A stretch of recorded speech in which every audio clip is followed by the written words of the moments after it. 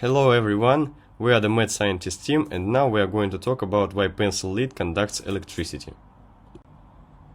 Firstly, let's look inside the pencil. As you can see, it consists of graphite flakes glued together by a mixture of clay and wax.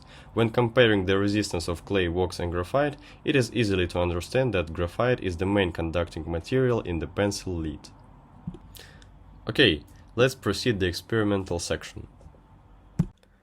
In our experiment, we have three hypotheses to investigate. The first one is pencil lead can be considered as a homogeneous body. The second one is pencil lead itself has the same properties as graphite. And the last one is resistance of the line increases by step with increasing of the length.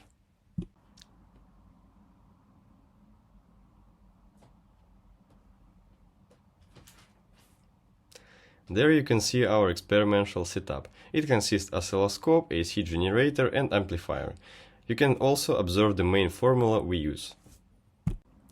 Then we measured resistance of many pencil leads and according to the IV curve we can use Ohm law. So the conclusion is that we can consider pencil lead as a homogeneous body. Then we measured the temperature of lead and its resistance. Here is a graph showing the dependence of resistance on temperature, which is typical for a semiconductor.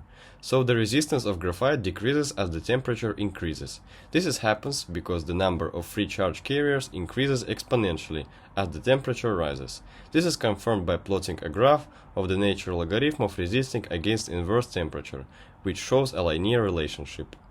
Electrical characteristic of pencil line. Next, we assembled a setup for drawing lines, which was used to produce a large number of identical lines. Now, about how the resistance of the line was measured. The line was connected in series with the resistor, then the voltage from the resistors was measured using an oscilloscope, and the final resistance of the line was calculated using the following formula. We decided to look at the graphite particles under a microscope. To do this, a line was drawn on a copper plate, and the particles were then collected with tape. Next, an analysis of the magnified image of the particles was conducted.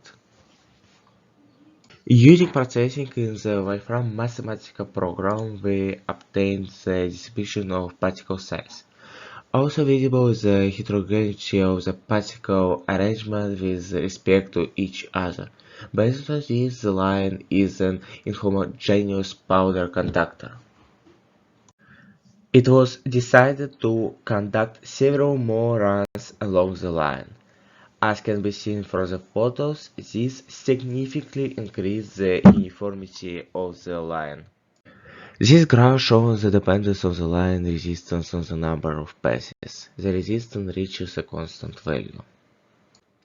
This slide shows the distribution of resistance for 2 and 5 conductors.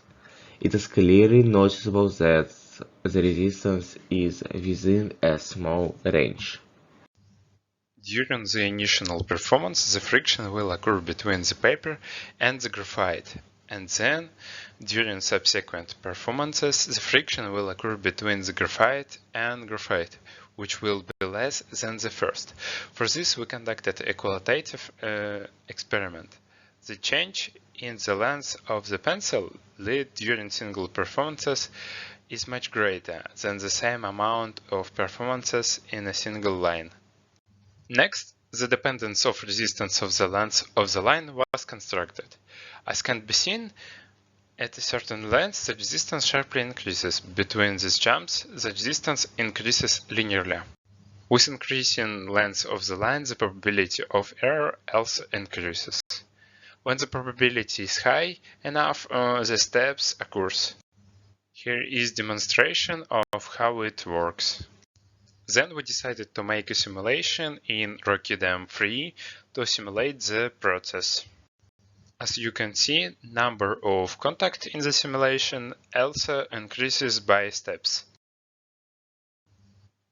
Now that is the end of our experiments and theories. Thank you for watching and goodbye.